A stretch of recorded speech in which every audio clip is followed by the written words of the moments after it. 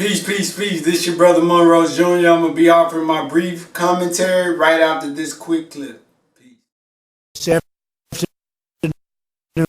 afternoon, we also have an exciting announcement to ensure former inmates can overcome some of the greatest barriers to employment, including limited access to transportation, which is needed for interviews and for jobs. To make this announcement, I'd like to invite up a very special guest and a powerful advocate for not only justice reform, but just a good person. And I hear she's starting to study law. She's also one of the most successful people in the entertainment business. Soon she'll be one of the most successful lawyers. I hate to tell all my lawyers back there. But I knew her father, and I tell you, she's got good genes, that I can tell you. Good genes for everything. And she's been a real friend, and her husband has been a real friend of mine, Kim Kardashian West.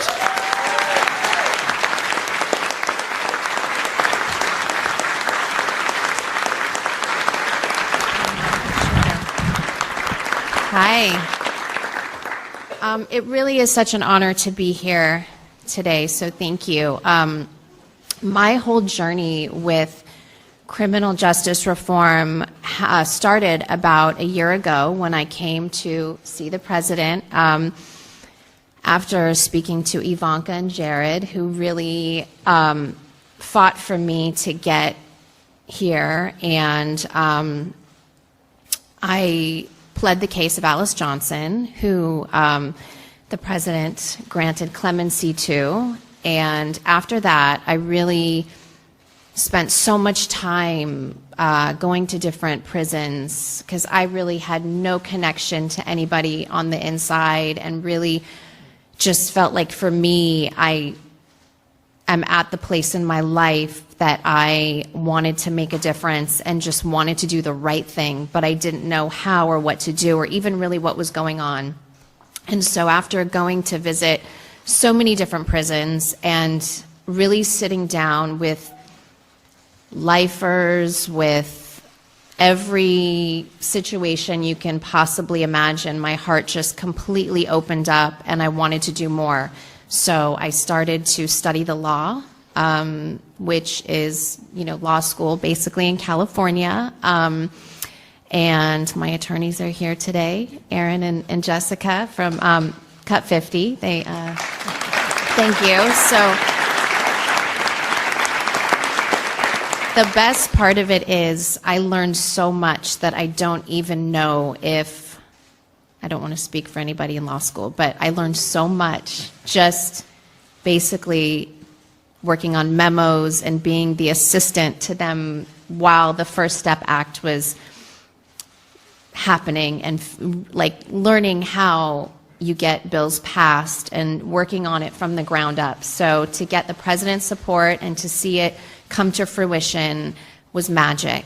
And the one thing that I just realized that needed so much support, that I'm happy to help and be supportive where I can, was the re-entry of people coming home and seeing the lack of support that really existed, whether it's housing or the amount of letters that I get with people just needing transportation to job interviews, to jobs. These people want to work.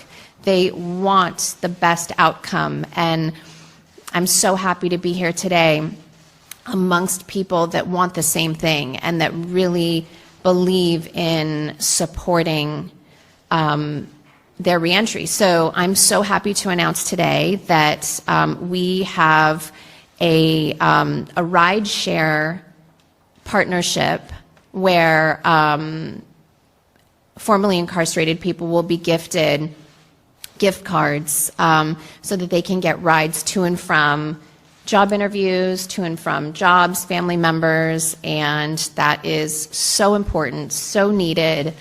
And I just want to thank the president for really standing behind this issue and seeing the compassion that he's had for criminal justice has been really remarkable. So I just want to thank all of the organizations that are, partnering with everything that's going on and really being supportive, because it really does mean a lot to so many people that I've had the pleasure to speak to. And I think the ultimate goal is everyone wants the community to be safe, and the more opportunity we have and that they have and the support that we help give them, the safer everyone will be, and the recidivism rate will be continue to just get lower. And so I'm just thankful to everyone here that's in support, and so proud of this partnership with the Rideshare organization.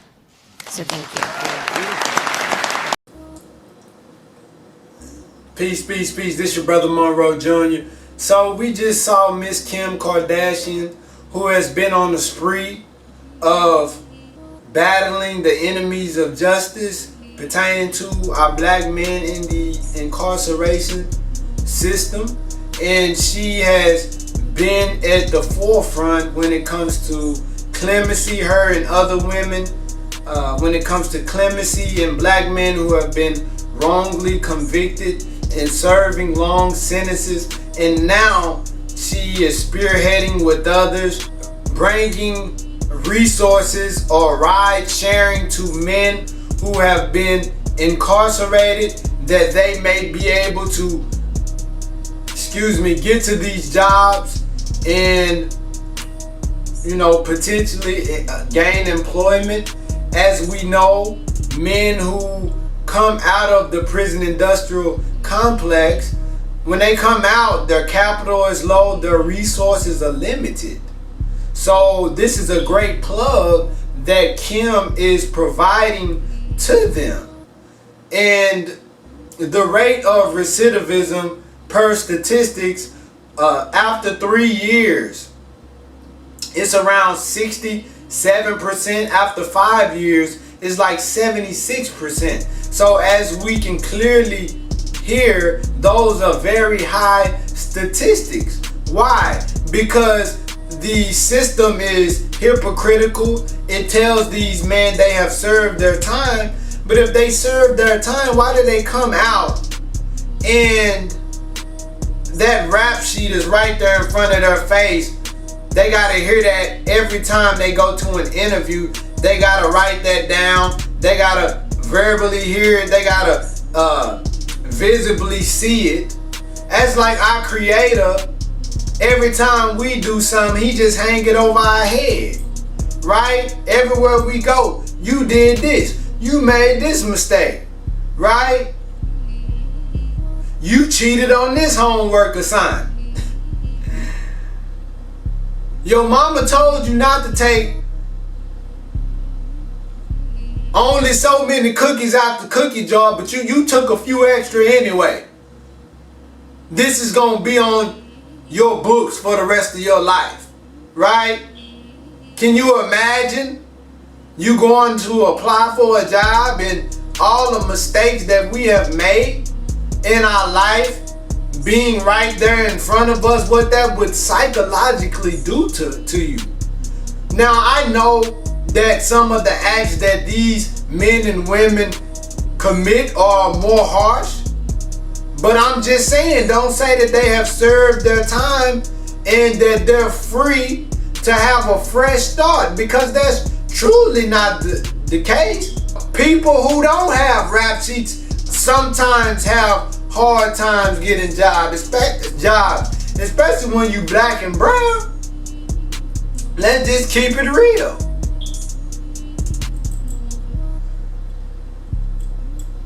But what Kim is doing is very needed. It's very, very needed, and it's a brilliant idea. The scripture says that our Creator wants to take the bottom rail and raise it to the top. That those who were least, He wants to make them the most. Those who are last, He wants to make them first, right? And He says that in as much as we have not done to the least of these, Jesus speaking, we also have not done it unto Him. So how we treat the least among society really displays and manifests a lot about ourselves. I heard a sister say that how we sit with the broken speaks volumes, louder than how we sit with the great, brothers and sisters. So let us all strive to fight for freedom, justice, and equality. Like Miss Kim Kardashian, there are some who criticize and critique her, and they love to live in her past life. And they love to talk about how she dressed. But if a person is evolving or they're growing from a horizontal level to a spiritual, mental, and moral level, let them grow. You should focus on yourself. We should spend more time focusing on ourselves and not other people's elevation and other people's journey so much. And if they do good, applaud them and commend them.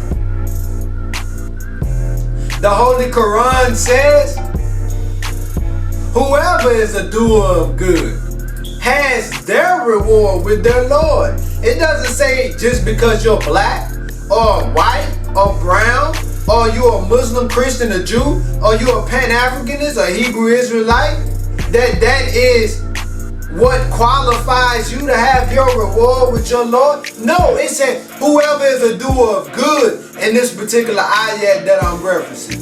So let us focus on that, brothers and sisters. Let us become vessels and tools that our Creator can use. This your brother Monroe Jr. I'm signing out. Peace.